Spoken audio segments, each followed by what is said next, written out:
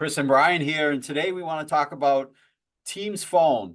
And so occasionally we get clients that don't know how to set the voicemail for their individual, phone line for the phone and, their personal greeting. So Chris is going to show us how to do that.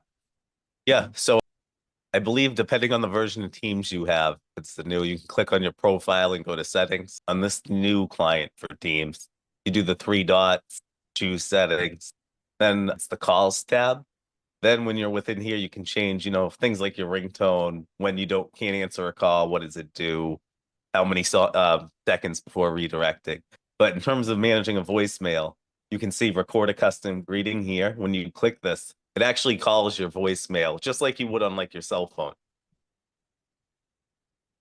So press 1 to listen to the messages and then press 2 to change your personal greeting.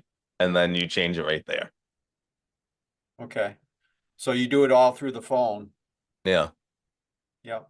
Okay, good. Excellent. Thanks for showing us that. Yeah, no problem.